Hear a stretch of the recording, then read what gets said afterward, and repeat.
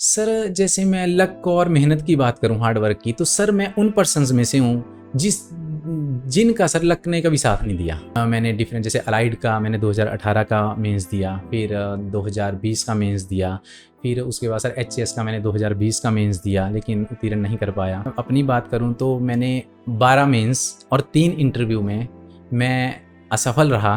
कहीं न कहीं सर मुझ में कमी रही और यहाँ पे सर मैं आपके पास आया और आपने सर इतनी हेल्प की। इवन जैसे बुक्स थी मेरे को कुछ अच्छी लगी तो आपने सर फ्री ऑफ कॉस्ट दी मेरे को। नहीं सर मतलब इवन 86,000 की उधारी है मेरे पे। अगर स्टूडेंट्स ये सोचते हैं कि नहीं हमारा हो नहीं रहा है, ये नहीं हो रहा, 1 साल लगा लिया, 2 साल लगा दिया, हमें क्विट कर देना चाहिए, never give up sir, never give up.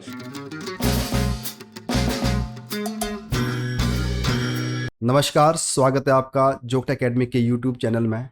आज मेरे साथ जो स्पेशल गेस्ट है उनकी मैं आपसे अगर इंट्रोडक्शन कराऊं तो ये है आनंद कुमार मंगलम, जिनका रिसेंटली अलाइड में सिलेक्शन हुआ है। पिछले कल ही रिजल्ट आया है, तो इनको एक अच्छी रैंक हासिल हुई है जिसमें इनको जो पोजीशन मिली है वो है एक्साइज टैक्सेशन इंस्पेक्टर कम ऑफिसर। तो सबसे पहले आनंद जी, आपको बहुत बहुत बधाई इस अचीवमेंट के लिए। तो आपसे ही शुरुआत करता है, तो आप अपने बारे में एक ब्रीफ इंट्रोडक्शन दें कि आप कहाँ से बिलोंग करते हैं और आपका क्या एजुकेशनल बैकग्राउंड है, तो फिर हम आगे बातचीत जारी रखेंगे। Thank you sir, thank you so much. और आप सभी को मेरी तरफ से नमस्कार।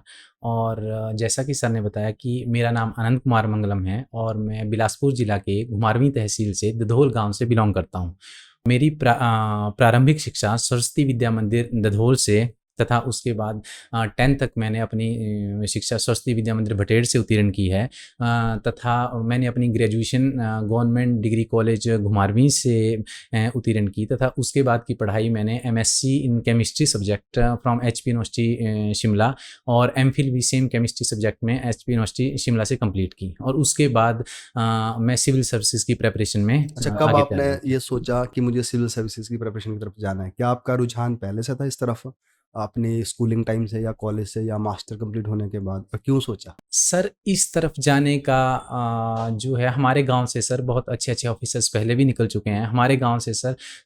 आई होप 2005 और 6 5 तो 2005 और 6 बैच में सर वहाँ से एचएएस के टॉपर वहाँ से निकले हैं। सुनील सर हैं हमारे गांव से सर, वेरी रिस्पेक्टेड और मैं उनकी बहुत रिस्पेक्ट करता हूँ। तो सर उनको देख के सर खुद को भी लगा कि नहीं हमें भी इस फील्ड में, क्योंकि सर इस फील्ड में लोगों की मतलब एक पब्लिक सर्विस होती है तो एक अच्छा डोमेन है, एक अच्छा प्लेटफॉर्म है।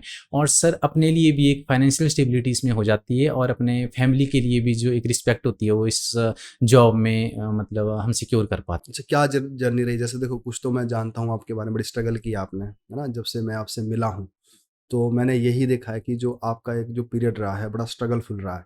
पर फिर भी आप एक बारी बता दें आपकी किस तरह की स्ट्रगल रही है और यहाँ तक कैसे आप पहुँचे हैं? अपनी बात करूं तो मैंने 12 मेंस और 3 इंटरव्यू में मैं असफल रहा। कहीं न कहीं सर मुझ में कमी रही, उसी वजह से मैं असफल रहा। अच्छा, इंटरव्यू कौन से दिया आपने? सर जो इंटरव्यू थे ये थे मेरे अभी एक अभी जूनियर साइंटिफिक ऑफिसर का हुआ था अभी सर पिछले साल। उससे पहले मैंने एक दिया था सर ये म्युनिसिपल कॉर्पोरेशन में थी एग्जीक्यूटिव ऑफिसर की पोस्ट, और अभी सर ये जो एलाइड का था इसमें हुआ। और सर बात अगर मेंस की करें तो सर सबसे पहले मैंने ये आईबीपीएसपीओ का मेंस दिया था। तो उसमें सर मैं मेंस क्वालिफाई नहीं कर पाया। और सर फिर जैसे मैं एमफिल में था उस वक्त तो सर उतनी प्रिपरेशन के लिए तैयारी के लिए नहीं मिल पाता था, क्योंकि सर सब्जेक्ट केमिस्ट्री था तो सर दोनों साइड की जो प्रिपरेशन थी वो अलग थी। तो उस वक्त सिर्फ फिर सर मैं आगे अपनी पीएचडी को परस्यू नहीं कर पाया, तो क्योंकि सर मेरा रुझान इस साइड था। तो उस तरह से फिर आगे सर मैंने डिफरेंट जैसे अलाइड का मैंने 2018 का मेंस दिया, फिर 2020 का मेंस दिया, फिर उसके बाद सर एचएएस का मैंने 2020 का मेंस दिया लेकिन उत्तीर्ण नहीं कर पाया। फिर उसके बाद 2023 का मेंस दिया। और सर हाई कोर्ट क्लरिकल का मैंने जैसे मेंस दिया तो सर मैं उसमें थर्ड टॉपर था, लेकिन सर मैं टाइपिंग उसमें नहीं हो पाई तो सर टाइपिंग में बाहर हो गया। और उसी तरह से सर एक ये एचपी सेक्रेटरीट का मैंने टाइपिंग दी तो टाइपिंग में अगेन बाहर हुआ। फिर अभी डिस्ट्रिक्ट कोर्ट की जब यहाँ पे मैंने अगेन प्री क्वालिफाई किया, मेंस दिया और अगेन सर इसमें हिंदी की टाइपिंग भी सीखी, फिर हिंदी में क्वालिफाई कर पाया, लेकिन इंग्लिश में फिर बाहर हो गए। अच्छा, आपकी मतलब इतनी स्ट्रगल रही है कि आपने हर एग्ज़ाम के लिए ट्राई करते रहे आप, और एक पॉइंट पे आके आप बाहर हो गए। तो जैसे भी आपने बताया कि इसमें स्ट्रगल है, देखो जब आप इतना कुछ कर रहे होते हैं तो ऑब्वियसली पेरेंट्स को एक उम्मीद भी रहती है ना? तो कलेक्टिवली पूरा परिवार ही इस तैयारी में लगा रहता है ना? तो किस तरह की स्ट्रगल आपने और आपके घर वालों ने इसमें देखी है? सर मैं अपनी बात करूँ तो सर मैं अपने स्ट्रगल को सर स्ट्रगल नहीं मानता एक्चुअल में। ये तो सर हमारा एक डिसीज़न होता है, और अगर हमने ये डिसीज़न लिया है तो सर हमें कोशिश भी हमें करनी होती है। हम तो सर सिर्फ़ इसमें कोशिश करते हैं। सर जो असली संघर्ष है वो सर माता-पिता करते हैं हमारे। ये जैसे सर हम अगर ये बात कहें कि हम अपने फ्रेंड्स के साथ घूमने नहीं जा सके, पिकनिक नहीं जा सके, टूर पे नहीं जा सके, या हमारे गाँव में कोई कल्चरल प्रोग्राम है उसमें नहीं, तो सर इसको मैं संघर्ष नहीं, संघर्ष वो है सर जो पेरेंट्स करते हैं एक्चुअल में। पेरेंट्स सर किस तरह से मतलब आस-पड़ोस में जो मतलब क्रिटिसिज़्म सुनने को मिलता है एक वक़्त के बाद, तो सर मेरे मम्मी-पापा ने मतलब बहुत ज़्यादा क्रिटिसिज़्म सुना है। और सर अगर बात करें तो सर सभी रिलेटिव्स, मेरे रिलेटिव्स और आस-पड़ोस के सभी मेरे फ्रेंड्स सर मेरे से सभी सवाल पूछते थे कि क्यों नहीं हो रहा है? हाँ, अगर इतने टाइम तक आपसे नहीं हो रहा है तो ऑब्वियस सी बात है कि सवाल पूछता है, कब होगा? इन हाँ। सवालों का सर जवाब नहीं होता है एस्पिरेंट्स नहीं को। होता है, क्योंकि मैंने खुद भी ये फेस किया जब मैं अपनी प्रिपरेशन में था।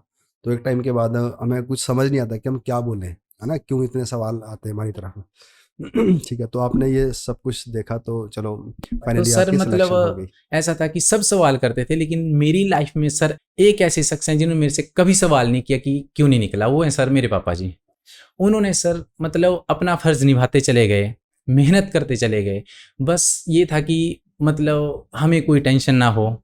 हम कोई भी काम बोलते थे सर तो अपना काम छोड़ के वो पहले हमारा काम करते थे। तो सर मेरे पापा जी का और मम्मी जी का सर मैं मतलब बहुत-बहुत आभारी हूँ। अच्छा, देखो आपने इतनी लंबी स्ट्रगल देखी, आपके जो पेरेंट्स थे उन्होंने आपका साथ दिया। अच्छा, देखो ना ऐसे स्ट्रगल आजकल बच्चे भी देख रहे हैं, है ना? तो आप क्या सजेस्ट कर सकते हो? क्या क्या इतनी लंबी गेम खेलनी चाहिए? जैसे आप इतने सालों से तैयारी करते रहे, है ना? तो जो आप तो सस्टेन कर गए, तो बहुत सारे लोग नहीं भी कर पाते, और बहुत सारे लोगों के पास इतना सपोर्ट सिस्टम नहीं होता, फाइनेंशियली नहीं होता, और कई बारी प्रेशर आता है घर की तरफ से कि मैरिज का प्रेशर आएगा, कोई और प्रेशर आ जाएगा, कई बार उनको खुद ही एंग्जाइटी हो जाती है। तो आपकी क्या राय है उन लोगों के लिए जो कि 2-3 साल तैयारी करने के बाद जिनको सिलेक्शन नहीं मिलती, तो कैसे क्या करना चाहिए उनको? सर ये है कि अगर या तो सपने मत देखो, अगर देखना है तो उसे पूरा करने का सर जज़्बा भी होना चाहिए। और सर सिविल सर्विसेज़ में कॉम्पिटिशन है, तो मैं एस्पिरेंट्स को यही बात बोलना चाहता हूँ कि किसी पे भी जीवन में किसी पे भी अंधा विश्वास नहीं करना चाहिए। हद से ज़्यादा कभी विश्वास नहीं करना चाहिए। विश्वास आप खुद पे रखिए। अगर हम सर खुद पे विश्वास रखते हैं तो वो सर हमारी स्ट्रेंथ बनता है, क्योंकि हमें पता होता है कि जो करना है हमें ही करना है। अगर नहीं होगा तो हम नहीं करेंगे, जो करना है हम, और हम सर उसमें सेल्फ डिपेंडेंट बनते हैं उसमें, और वो हमारी स्ट्रेंथ बन जाता है। लेकिन सर अगर हम हद से ज़्यादा विश्वास किसी दूसरे पे जताते हैं, वो सर हमारी कमज़ोरी बन जाता है। वो हमारी वीकनेस का कई बार फ़ायदा उठा लेते हैं। तो सर हमें अपने ऊपर कॉन्फिडेंस रखना होता है। और सर सिविल सर्विसेज एक बहुत बड़ी गेम है, इसमें कंसिस्टेंसी तो सर रखनी पड़ती है। और बात आई एज फैक्टर की, तो सर इसमें जो अब एग्ज़ाम जो टफ लेवल जितना ये कर रहे हैं, तो सर इसमें सर टाइम मांगता है ये, तो आपको टाइम सर देना पड़ता है देना इसमें। पड़ेगा, मतलब आपको इसकी बात परवाह नहीं है कि मैं कितनी बारी फेल हुआ। यही आपसे जो मुझे समझ आ रही है बात कि एज कोई मैटर नहीं है, अटेम्प्ट कोई मैटर नहीं है, बस अगर आपका गोल सामने है, आप कितनी बारी गिर जाओ, कितनी बारी आप उठते हो, और एक दिन आप वहाँ तक पहुँच जाते हो। एक चीज़ हमें ये तो देखनी है कि जब हम तैयारी कर रहे हैं तो कहीं न कहीं देखो अगर हमें सक्सेस नहीं मिली, तो हमें अपने ऊपर एक रिस्पॉन्सिबिलिटी तो लेनी पड़ती है, नहीं हम फेल क्यों हुए? तो इसका मतलब है कि कुछ ना कुछ तो गड़बड़ रही होगी। तो आप एक बारी ये बताएँ कि पिछले जो आपके अटेम्प्ट्स रहे, है ना? तो क्या कमी रही आपको? और इस साल ऐसा क्या हुआ कि आपका सिलेक्शन हो गया? तो क्या चीज़ें ऐसी बदली अभी आपके ऊपर, है ना? चलो हम मानते हैं कि लक भी एक मैटर करता है, बट लक भी एक हद तक करता है, बट वहाँ तक आपको मेहनत तो करनी पड़ेगी। तो पीछे क्या गलतियाँ रही और अब क्या आपने सुधार किया अपनी प्रिपरेशन में? जी सर। सर जैसे मैं लक और मेहनत की बात करूँ, हार्ड वर्क की, तो सर मैं उन पर्सन्स में से हूँ जिनका सर लक ने कभी साथ नहीं दिया। आई होप सर मेरे जैसे बहुत होंगे। तो सर लक एक ऐसा फैक्टर है जिसका सर किसी को नहीं पता। सभी अपना अपना तुक्का लगा रहे होते हैं कि लक, कहीं बोलते हैं लक होता है, कहीं लक बोलते हैं नहीं होता है। तो सर मेरा तो कभी साथ नहीं दिया। हर बार जब भी भगवान से मांगा सर नहीं मिला जो चाहा। तो सर बस मेहनत पे विश्वास करते गए। और इस बार भी सर जैसे मैं बहुतों को सुनता था, यूपीएससी एस्पिरेंट्स को या उनका जब इंटरव्यू सुनता, वो बोलते थे कि हमने सोचा नहीं था और हमारा हो गया। तो मैं भी ऐसा सोचता था अपनी लाइफ में कि काश मेरी लाइफ में भी ऐसा एक पल आए जिसमें मैं ये बोलूं कि इस एग्जाम में मैंने सोचा नहीं था और मेरा हो गया। लेकिन सर ये कभी आया ही नहीं मेरी लाइफ में। इस बार सर मेरी सर जो कमियां रहती थी सर, मैं एक्चुअली जैसे अपने मैं समरील में रहता हूँ, शिमला में लाइब्रेरी में पढ़ता हूँ, एचपी वहाँ केमिस्ट्री डिपार्टमेंट का स्टूडेंट हूँ। तो सर मेरी तरह बहुत सारे स्टूडेंट ऐसे हैं जिनको सर ये समझ नहीं आता कि हमें कमी क्या रही। तो सर मुझे जो फील हुआ अब, तो सर ये कमी है कि हम सर सिर्फ पढ़े जा रहे हैं, पढ़े जा रहे हैं, पढ़े जा रहे हैं, लाइब्रेरी में बैठ के पढ़े जा रहे हैं रूम। सर हम रिटन प्रैक्टिस करते ही नहीं है। और ये मेन सर रिटन प्रैक्टिस का ही गेम होती है सारी। इसमें हमें राइटिंग स्किल्स ही पता नहीं होते हैं। सर एचपी यूनिवर्सिटी के स्टूडेंट्स में सर बहुत बहुत ज़्यादा कैलिबर है, वो 24 आवर पढ़ते हैं, लेकिन सर वो लिख ही नहीं पाते। जब सर एग्जाम में बैठेंगे वहाँ सर प्रेशर ऐसा होता है कि सर हम लिखने लगते हैं और माइंड ब्लैंक। मेरे साथ भी सर ऐसा ही होता था और हर बार मैं बाहर होता। और सर मैं कमीशन की ट्रांसपेरेंसी को इतना ज़्यादा मानता हूँ कि जो सर मेंस में जो हमारा एग्ज़ाम चेक करने वाले सर होते हैं सर, मैंने क्योंकि एग्ज़ाम के बाद अपने पेपर चेक किए हुए हैं वहाँ पे, तो सर मैं मतलब उनको देख के इतना इंप्रेसिव हुआ कि जो सर मेरे को एक्चुअली में क्वेश्चन आता था उसमें वो अच्छे मार्क्स दे देते हैं। लेकिन जिसमें मैंने सर तुक्का मारा होता था या मैं सोचता था, मैं चालाक बनने की कोशिश करता था कि मैं इनको घुमाता हूँ थोड़ा सा और ये मेरे को मार्क्स दे देंगे, सर वो नहीं देते थे। तो सर थोड़ा ऐसे लगता था कि क्यों नहीं दिए मार्क्स, लेकिन दिल को एक पता होता था कि मुझे आता ही नहीं था तो कहाँ से मार्क्स देंगे। तो सर वो बहुत ट्रांसपेरेंट तरीके से चेक करते हैं उसको, जो मतलब हम डिजर्व करते हैं वही देते हैं। और सर मैं कभी रिटन प्रैक्टिस नहीं करता था। एक डर होता था अंदर कि नहीं मैं नहीं लिख मैं कैसे लिखूं, कहीं मेरे कम मार्क्स आए, ये हुआ। तो सर इस बार बोलते हैं सर कि जब कश्तियां अपनी जद पे होती हैं तो सर बड़े बड़े तूफानों को भी अपना रुख मोड़ना पड़ जाता है। यही सर अब मजबूरी बन चुकी थी, बहुत संघर्ष हो चुका था। तो सर इस बार मैंने ये स्टेप लिया कि वहाँ से मतलब मैंने एक डिसीजन लिया कि जैसे ही प्री क्वालिफाई होता है तो मैं जोगटा अकेडमी जाऊँगा। क्योंकि सर यहाँ पे मैंने जो आप पिछले साल एचएस के टॉपर्स थे प्रवीण सर, उनका सुना था कि जोगटा सर हेल्प करते हैं इसमें। तो सर एक उम्मीद थी कि मतलब जोगटा सर मेरी हेल्प करेंगे। तो सर मैं मतलब फाइनेंशियली सर मतलब अगर मैं बात बताऊं कि मजबूरियां, तो सर इतना घिरा हुआ था कि हद से ज़्यादा गिरा हुआ था फाइनेंशियली उसमें, मतलब दोस्तों से उधारी ये वो। तो सर लगभग आपने उस टाइम नहीं बताई ये बातें। नहीं सर, मतलब इवन 86,000 की उधारी है मेरे पे। अगर स्टूडेंट्स ये सोचते हैं कि नहीं हमारा हो नहीं रहा है, ये नहीं हो रहा, 1 साल लगा लिया, 2 साल लगा दिया, हमें क्विट कर देना चाहिए, never give up sir, never give up. जो भी आपके रास्ते में मतलब बाधाएं आ रही हैं उनको मतलब हटाइए। इतने सारे स्ट्रगल के बाद ये पैसे इकट्ठा करके फिर चंडीगढ़ आया आप? एक उम्मीद थी सर आपसे, और एक था कि मैं कर लूंगा, मुझे करना है इस बार कि पैसा मेरे लिए अब कुछ ना कुछ कर लूंगा। और यहाँ पे सर मैं आपके पास आया और आपने सर इतनी हेल्प की। इवन जैसे बुक्स थी मेरे को कुछ अच्छी लगी तो आपने सर फ्री ऑफ कॉस्ट दी मेरे को जब मैंने आपसे बात की। और सर पांडे सर का मैं बहुत आभारी हूँ। उन्होंने सर मतलब कभी सर मेरे को यहाँ ये फील नहीं होता था कि मैं एक स्टूडेंट हूँ। आपसे सर जो मतलब एक मेरे को वाइब्स आती थी वो सर एक जैसे मैं छोटे भाई की तरह आपने मुझे ट्रीट किया। पांडे सर ने सर मेरे को बिल्कुल छोटे भाई की तरह। और सर हिंदी सब्जेक्ट की बात करूँ तो सर अर्चना मैम जो हैं तो उन्होंने सर बहुत गाइड किया मेरे को। तो जब सर मैं यहाँ पे आया तो अगले दिन मैंने, क्योंकि सर टाइम कम था, तो अगले दिन मैंने एक मॉक दिया। और मैं हिंदी को ऐसे ले लेता था कि हिंदी मेरी स्ट्रांग होती है, मैं पहले भी दी होंगी हिंदी। और सर जैसे ही मैंने पहला बिना पढ़े पेपर दिया और सर मेरे मतलब ऐसी धज्जियां उड़ी, मेरे जो ओवर कॉन्फिडेंस था सर, मेरे उसमें 37 मार्क्स आए जो कभी आते नहीं थे। जो मैं सोचता कि 80-97 तो मैं जाता ही हूँ। और सर मैं विश्वास नहीं कर पा रहा था। और मैंने सर जैसे मैम को कॉल की तो सर मैम ने मेरे को 1 घंटा फोन पे, वो बच्चों से करते हैं बात, 1 घंटा बात सर करते हो। कंटिन्यू फोन पे मेरे को गाइडेंस दी। और सर मैं मतलब इतना इंप्रेसिव मैम ने मेरे को समझाया कि ये चीजें तो मैं करता ही नहीं हूँ हिंदी में, मैं तो ओवर कॉन्फिडेंस में जा रहा था हर बार। और सर अगले ही टेस्ट में जैसे मैंने वो अप्लाई की तो सर वो मतलब 37 मार्क्स से डायरेक्ट 84 पे पहुंचा, और उसके बाद सर मैं मेगा मॉक्स में 100 मार्क्स तक भी पहुंचा। तो सर ये मैम ने बहुत, जैसे सर उसमें एक ऐसे कैसे लिखना है बहुत स्टूडेंट्स का होता है, तो सर मैम ने मेरे को गाइड किया, पांडे सर ने गाइड किया, इवन सर आपने भी मेरे को गाइड किया। राइटिंग स्किल्स जो सर मेरे को नहीं आती थी वो आपने सिखाई मेरे को। ये यहीं बैठा था सर उस दिन मैं। हाँ, जब आपका पहला पेपर जी सर, नहीं सर, बहुत स्टूडेंट्स सर इस चीज से डरते हैं राइटिंग प्रैक्टिस से कि मेरी बेइज्जती हो जाएगी, कोई मेरे देख लेगा कि मेरे 25 नंबर आ रहे हैं, 30 नंबर आ रहे हैं, मैं कैसे करूंगा, मैं क्या मुंह दिखाऊंगा। ये सब क्या आते हैं सर, हर किसी की शुरुआत होती है। हाँ, तभी तो आप सीखने आए। तभी सीखने। देखो हम भी देखते हैं ना, जब किसी का पेपर चेक करते हैं तो जो पहला पेपर बच्चा लिखता है तो उसमें उन्होंने कुछ नहीं लिखा होता, उनको ऐसा लगता है उन्होंने बहुत कुछ लिखा है, उन्होंने सिर्फ पन्ने भरे होते हैं, है ना।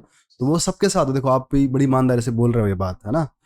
तो ये सबके साथ होता है, तो मुझे लगता है कि इसी को अपनी स्ट्रेंथ मान लेना चाहिए, यहीं से स्टार्ट कर लेना अपनी चाहिए। भी अगर सर हम इस सिविल सर्विसेज की प्रेपरेशन कर रहे हैं तो सर हमें अपने प्रति ऑनेस्टी दिखानी पड़ेगी, अपने प्रति हमें ईमानदार होना पड़ेगा कि अगर मुझे चीज नहीं आती है, इवन चाहे वो एबीसी है, एबीसी नहीं आती है, तो हमें अपने खुद से बिल्कुल मतलब बोलना होगा कि मुझे नहीं आती है।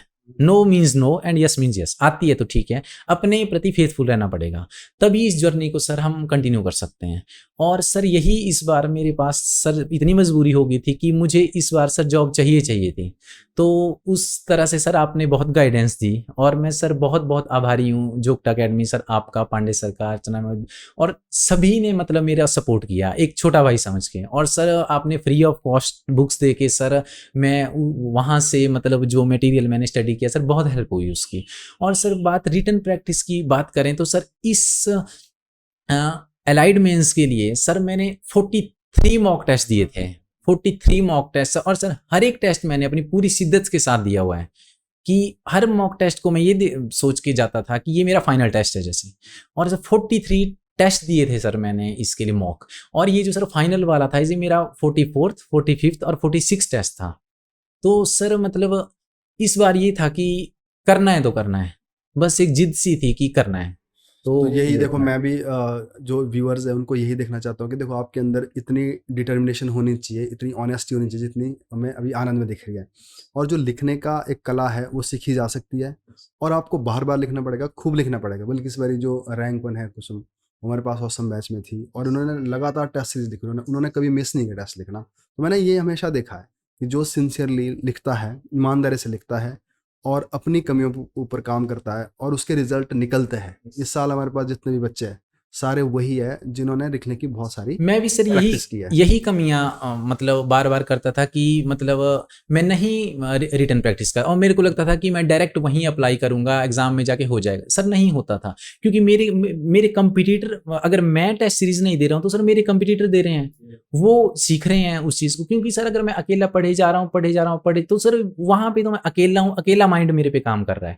लेकिन अगर मैं यहाँ पे आता हूँ 10 दोस्तों के बीच में, अगर मैं कंपटीटर्स के बीच में टेस्ट लिख रहा हूँ, एस्पिरेंट्स के बीच में, तो सर मेरे को 10 माइंड्स की नॉलेज मिल रही है। मेरे को मेरी कमी दिखेगी कि इसको मार्क्स अगर ज्यादा आ रहे हैं तो इसने क्या कौन सा कंटेंट लिखा हुआ है। एक बात और, इसी भी देखो कंटेंट की बात करते हैं ना, कई बार हमने ये भी देखा है कि जो स्टूडेंट्स होते हैं उनको लगता है कि बहुत सारी बुक्स पढ़नी पड़ती है ना। तो आपका जो एक सोर्स रहा है कंटेंट का, वो क्या रहा है और कितना लिमिटेड था आपके पास? सर अगर मैं रिसोर्सेज की बात करूं तो सर वही जो सबने पढ़ा, क्योंकि सर सभी बताते हैं वही। जैसे सर ब्लोखरा की बुक मैंने पढ़ी है, जगमोहन ब्लोखरा की। तो सर अगर मैं बात करूं कि 12 मेंस और दे के इतने सालों से मैं तैयारी कर रहा हूं, तो सर एक्चुअली मैंने कम से कम 50 से ज़्यादा बार वो बुक मैं रीड कर चुका हूं। जैसे एम लक्ष्मीकांत की बुक है, और ये स्पेक्ट्रम की हिस्ट्री की बुक है। तो सर यही जेन्युइन सी बुक्स होती हैं जिसके लिए हम मतलब उनको पढ़ते हैं। और सर ये बुक्स मैंने हर एक टेस्ट के लिए मैं 3-3 4-4 बार रिवाइज करनी, और सर आज तक लगभग 50 से ऊपर बार मैं एक बुक को पढ़ चुका हूँ। तो सर बाद में ये फील होता है कि क्यों नहीं हो रहा है इतना पढ़ने के बाद भी। तो सर कई बार अगर नहीं हो रहा होता है तो हमें ये चीज़ें भगवान के ऊपर छोड़ देनी चाहिए, डेस्टिनी में जहाँ लिखा होता है। लेकिन सर हमें गिव अप नहीं करना चाहिए, कभी हार नहीं माननी चाहिए। बस मतलब डेस्टिनी पे छोड़ दो उस चीज़ों को, वो हमें डेस्टिनी खुद वहाँ पहुँचा देती है जहाँ हम पहुँचना चाहते हैं। तो सर चलो, तो बहुत बड़ी बात है, अब आज यहाँ पे पहुँच गए। अच्छा, अब आगे क्या टारगेट है आपके? तो एचएस के लिए करोगे आप? अब क्या क्या है आपका आगे फ्यूचर प्लान क्या है? सर फ्यूचर प्लान की बात करूं तो सर फ्यूचर प्लान ये है कि जैसे अभी एचएस के लिए भी आगे मतलब प्रेपरेशन जारी रहेगी। लेकिन सर मैं ये मानता हूं कि असली जो सर खुशी है वो सर, ये तो सर जॉब्स हैं तो ये तो सर इंसान ने क्रिएट की हैं। गवर्नमेंट जॉब क्रिएट करती है, हमें देती है, ये तो सर एक जीवन मतलब यापन का एक सहारा है। लेकिन असली खुशी तो सर मम्मी-पापा की खुशी है। अगर सर मैं घर की परिस्थितियाँ सर कुछ ऐसी हैं, क्योंकि मैं सर बड़ा बेटा हूँ, तो सर बहुत रिस्पॉन्सिबिलिटीज़ हैं। मैंने सर जो संघर्ष था वो थोड़ा-सा ज़्यादा हो गया, और सर मेरे से ज़्यादा संघर्ष मेरे माता-पिता का हो गया। तो सर अगर मैं अगेन एचएएस की अचानक मतलब और कंटिन्यू करता हूँ 1-2 साल, तो सर उनको मैं शायद वो खुशी ना, तो अब अगेन उनका स्ट्रगल कंटिन्यू अभी रहेगा। आप उनके साथ अब एक समय बिताना चाहते हो तो अच्छे सर से। मैं उनको वो सभी मतलब खुशियाँ देना चाहता हूँ जो जिनसे वो वंचित रहे। देखो आपने ना इतनी ईमानदार बात बोल दी, मैं बड़ा मतलब आज आपका मैं फ़ैन हो गया इस हिसाब से कि जितनी ऑनेस्टी से आप बात कर रहे हो कि आप देखो ना, नहीं तो क्या होता है इंसान की एक जो लालसा है, लालच है, वो कभी ख़त्म नहीं होता। आज आप एलाइड में सेलेक्ट हुए हो, है ना, अच्छी खासी पोस्ट मिल गई आपको। अब बंदा सोचता है यार नहीं, आज से ही मैं स्टार्ट कर लेता हूँ एचएएस के लिए।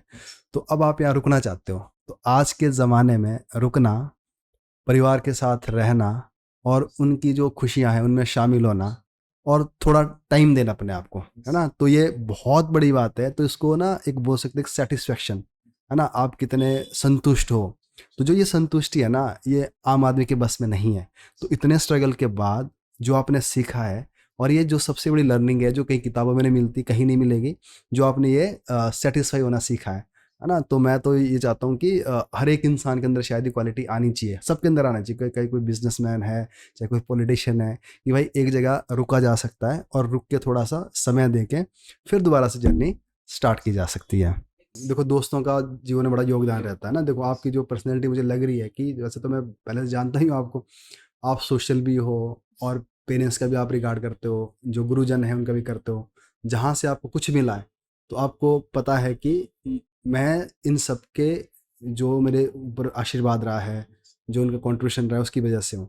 तो ये बात थोड़ी-सी कमी रह गई थी, तो बिल्कुल उनका भी एक बार ज़िक्र करें। तो आपके दोस्तों के साथ कैसा रहा आपका? जी सर, बिल्कुल सर। सबसे पहले तो सर अगर माता-पिता और छोटे भाई के बाद अगर बात आती है, तो सर अगर मैं बात करूँ कि मेरे इस जर्नी में जो संघर्षपूर्ण रही है, तो इसमें सर अगर किसी ने मेरे को हारते हुए देखा बार-बार और जीतते हुए देखा, तो सर वो एक अशोक भाई हैं, मेरे पड़ोसी हैं, सिवान डिस्ट्रिक्ट से। उन्होंने सर मेरा हर पल देखा, मेरी हार भी देखी, और कल जो रिज़ल्ट आया तो मेरी जीत भी देखी।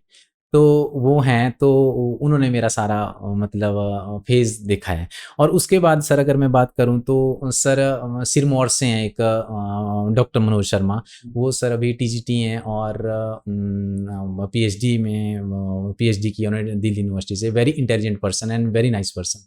तो सर उन्होंने मतलब अभी कॉलेज प्रोफ़ेसर्स का इंटरव्यू दिया, लेकिन उसमें सक्सेस नहीं मिल पाई, तो सर अभी वो टीजीटी हैं। और अगर उसके बाद सर जैसे अगर मैं बात करता हूँ तो जैसे सर आयुष हैं, आयुष एलएलबी कर रहे हैं एवलॉज कॉलेज से, और अपूर्वा है, पूनम है छोहारा रोहड़ू से, और आरुषि हैं, आप भी सर छोहारा से हैं। तो सर पूनम है, उन्होंने सर पूनम तो सर मतलब मेरा जैसे सर मैं यहाँ चंडीगढ़ में था टेस्ट सीरीज़ के लिए आपके पास, आपके मार्गदर्शन में। तो सर टेस्ट लिखते-लिखते 43 टेस्ट लिखते-लिखते सर टेस्ट के बाद बहुत फ्रस्ट्रेशन सी आ जाती थी। मतलब सर में जैसे दर्द लगनी शुरू हो जाती थी। तो सर उस वक़्त सर एक ऐसा कोई चाहिए होता है कि जिससे मतलब हम बात करें, ताकि ताकि हमारे माइंड का प्रेशर थोड़ा रिलीज़ हो सके। तो सर उस टाइम सर माइंड से एक ऐसा मैसेज आता है कि इस पर्सन से बात करके मेरा प्रेशर रिलीज़ हो सकता है। और सर अगर मैं बात करूँ तो अपनी लैब मेट्स की, तो सर कैलाश सर हैं जो सर रिहान कॉलेज में वहाँ पे केमिस्ट्री के प्रोफ़ेसर हैं। तो उनका सर बहुत योगदान है। और विवेक सर हैं जो एमएलएसएम कॉलेज में केमिस्ट्री के प्रोफ़ेसर हैं। इन्होंने सर कभी मुझे अपना जूनियर नहीं समझा, एक छोटे भाई की तरह रखा। और ललिता है हमारी क्लासमेट, वो भी बहुत वेल विशर रहे हैं मेरे, कुलदीप भाई हैं। तो सर इस तरह से, और सबसे बड़ा योगदान सर एक बीएन शर्मा अंकल हैं मेरे, यहीं जो मतलब शिमला से, वो सर उन्होंने मेरे को बहुत सपोर्ट किया, हर चीज़ में सपोर्ट करते थे। तो सर वो मेरे आइडियल रहे हुए हैं। तो इस तरह से सर मतलब बहुत सारे लोग और भी हैं, बहुत सारे वेल विशर हैं, बहुत सारे शुभचिंतक हैं। चलो तो बहुत बड़ी सभी बात है। का देखो आप नाम लेना। सबका नाम भी ले रहे हो, है ना, सबके प्रति आप धन्यवाद। बड़े वो है क्या कहते हैं अपना ग्रेटिट्यूड शो कर रहे हैं। अच्छा एक बात और है ना, जैसे अभी हम देखते हैं कि नॉर्मली हम बात करते हैं कि स्टूडेंट्स में रहता है कि यार थोड़ा सा चिड़चिड़ापन आ गया, एंग्जाइटी आ गई, थोड़ी स्ट्रेस हो गया, है ना? तो अगर आपने इतनी लंबी स्ट्रगल करी है तो ऑब्वियसली आपके साथ हुआ होगा। तो जैसे एक तो बताया आपने कि चलो आप अपने दोस्तों से, घर वालों से अच्छा कनेक्शन था आपके पास। अच्छा, और इंडिविजुअल लेवल पे क्या करते थे आप इस चीज़ के लिए? स्ट्रेस लेवल के लिए सर ये सर अगर हम इस फील्ड की बात करें सिविल सर्विस की, तो स्ट्रेस आना सर लाजमी है। स्ट्रेस आएगा ही आएगा, और ये सर हर पर्सन को आता है। ये पार्ट है, इस प्रोसेस का जो पार्ट है। जितने हाई लेवल की तैयारी करेगा सर उसको आएगा। इवन सर जो सबसे ये जो आईएएस ऑफिसर बनते हैं इनको सर हाईएस्ट लेवल का स्ट्रेस होता है, लेकिन ये सर हमारे ऊपर डिपेंड करता है कि हम उसको हैंडल कैसे करते हैं। क्योंकि सर अगर हम स्टूडेंट लाइफ में इसको सीख जाते हैं तो सर हम लाइफ टाइम हमें फिर हम स्ट्रेस को फेस तो कर कैसे लेते हैं। कैसे हैंडल किया आपने? क्या था आपके पास? कौन से टूल्स थे आपके पास? तो सर टूल्स ऐसे थे, जैसे सर जब स्ट्रेस आता था तो सर जैसे मेरी हॉबी होती थी, जैसे कुकिंग मेरी हॉबी है, तो उसमें चले जाना कहीं उससे एक जो घेरा होता है एक रूम का जो हम पढ़ रहे होते हैं, वहाँ से उठ के थोड़ा वॉक पे चले जाना, थोड़ा फ्रेंड्स से डिस्कस कर लेना, छोटे छोटे ब्रेक ले लें। जी, या किसी ऐसे फ्रेंड से बात कर लेना जो मतलब जिससे बात करके हमें खुशी मिलती है। और वैसे थे सर एक अभिषेक भाई हैं, हमीरपुर से हैं वो, तो वो भी सिविल सर्विसेज की प्रिपरेशन करते हैं। तो सर मतलब उनका नेचर कुछ ऐसा है कि अगर मैं उनसे बात करता हूँ तो मेरी स्ट्रेस रिलीज हो जाती थी। कभी मैं उनसे मिलने चला जाता हूँ, घनाटी में रहते थे शिमला में, तो मैं उनसे मिलने चला जाता हूँ तो स्ट्रेस लेवल सर रिलीज हो जाता है। कुछ फ्रेंड्स ऐसे होते हैं, लेकिन कुछ ऐसे होते हैं उनसे वो मतलब इवन आज ऐसे फ्रेंड्स कम होते हैं, लेकिन ऐसे ज़्यादा होते हैं जो टांग खींचने में लगे होते हैं। स्ट्रेस ज़्यादा देते हैं, है ना? तो ऐसों पे सर हमें मतलब खुद पे अगेन ट्रस्ट रखना मतलब चाहिए। आपकी सिलेक्शन अच्छी होनी चाहिए और ट्रस्ट रहना चाहिए। जी सर। तो आनंद जी, आपकी सच में आपसे जो बात करके इतना मज़ा आ रहा है कि लगता है कि और कंटिन्यू बातें रखें, है ना? तो जो आपने ये सारी बातें बताई है, तो मुझे ना जितने लोगों से मैंने आज तक बात किया है, मैं फ्रैंकली बता रहा हूँ, आपने बिना फ़िल्टर लगाए एकदम पूरी ईमानदारी के साथ जो आपको लगा वो बताना चाहिए, और इतनी ज़्यादा क्लियरिटी के साथ आपने बातें बोली है। सच में ऐसी पर्सनैलिटी होना आज की डेट से एक अपने आप में बहुत बड़ा बड़प्पन है। तो मुझे पूरी उम्मीद है कि जो स्टूडेंट्स हैं जिन्होंने ये इंटरव्यू देखा होगा, देख रहे होंगे, तो उनको बहुत कुछ सीखने को मिलेगा। और यहाँ जो सबसे बड़ी बात सीखने को आपको मिलेगी कि स्ट्रगल है और एक स्ट्रेस भी है, पार्ट है उसके। और एक टाइम के बाद आप जितना मर्जी पढ़ लो, आपको कुछ स्किल सीखनी पड़ेगी, जैसे इन्होंने राइटिंग स्किल्स सीखी, और आपको ट्रस्ट करना पड़ेगा, किसी न किसी पे ट्रस्ट करना पड़ेगा, और एक अच्छा सर्कल बनाना पड़ेगा। तो अगर आपके पास ये सारी चीज़ें हैं, तो जो आपकी जर्नी है अगर वो लंबी भी होगी तो फिर भी वो स्मूथ रहती है, और एक दिन आप ज़रूर अपने लक्ष्य तक पहुंचते हैं। और इतना मैं ज़रूर बताना चाहूँगा जो मैं खुद समझता हूँ, आपकी खुद की इच्छा है कि आप उस स्ट्रगल को कितना ले जाना चाहते हैं, है ना? तो कोई आपके ऊपर ऐसा सोशल प्रेशर और अपने पेरेंट्स का प्रेशर नहीं होना चाहिए कि आप इसको बहुत बड़ा प्लान बना दो। अगर आप सस्टेन कर सकते हो, अगर आप इंजॉय कर रहे हो, तो आप फेल होते रहिए, उठते रहिए, स्ट्रगल करते रहिए, और एक दिन सक्सेस मिलेगी। अगर आपको लगता है नहीं मुझे नहीं करना ये, मुझे कुछ और करना है, तो आप फ्री होने चाहिए अपने डिसीजन लेने के लिए। तो अंत में फिर से यही बस एक लास्ट मैसेज आप क्या देना चाहोगे उन एस्पिरेंट्स के लिए? देखो, हम एस्पिरेंट की 2-3 कैटेगरी बांटते हैं। एक तो वो लोग जिन्होंने अभी स्टार्ट ही किया है ना, जिन्होंने भी सपने देखने स्टार्ट किया है। एक वो कैटेगरी है जो अभी काफ़ी समय से तैयारी कर रही है, बट कहीं ना कहीं वो फंस रही है। तो उन दोनों के लिए आपके लास्ट मैसेज क्या रहेगा? Yes sir. नहीं सर, सपने तो सबको देखने चाहिए, क्योंकि सर सपने नहीं देखेंगे तो वो कभी पूरे भी नहीं हो सकते हैं। सपने देखने चाहिए। आर्टिकल नंबर सर 21 हमें right to life and liberty देता है। और सर सपने अगर हम देख रहे हैं तो उसमें पूरा करने का जज्बा भी होना चाहिए। वो शॉर्ट कमिंग्स बहुत आती हैं, प्रॉब्लम्स आती हैं, फेस भी करना चाहिए। और सर मैं जो एस्पिरेंट्स हैं, चाहे सर वो ये नहीं कि सिविल सर्विसेज के ही हैं, आजकल सर बहुत सारे ऐसे न्यूज़ आती हैं जो नीट के एस्पिरेंट्स होते हैं, वैसे जैसे सर कोटा हो गया या ऐसे इतना प्रेशर ले लेते हैं कि सर वो कई बार हद से ज़्यादा स्टेप, जो गलत स्टेप होता है उसको उठा लेते हैं। वो नहीं सर करना चाहिए मेरी नज़रों में। सर वो they are the real losers of the in this life. Sir उनको मैं लूजर्स बोलता हूँ जो ऐसे काम करते हैं। सर ऐसे स्टेप हमें नहीं उठाने चाहिए, क्योंकि सर हमें जब सर मैं भी शायद +2 में था तो मुझे फील होता था वो थोड़ा दायरा ही ऐसा होता है, वो जोन ही ऐसी होती है कि हमें लगता है कि इंजीनियरिंग, बीटेक और डॉक्टर के अलावा कोई लाइफ नहीं आगे। लेकिन सर असली जो जॉब्स हैं और असली जो मजा है लाइफ जीने को, वो सर उसके बाद स्टार्ट होती हैं। उसी की ही बात स्टार्ट होती है। तो सर ये चीज़ें नहीं करनी चाहिए। और सर प्रेशर की बात करें और लाइफ में हम टेंशन्स ये सभी की आती हैं, जो जितना बड़ा सक्सेसफुल इंसान होता है उसकी लाइफ में आती हैं। तो सर उनको हैंडल करना हमें आना चाहिए। और सर वक्त हर चीज़ को ठीक कर देता है।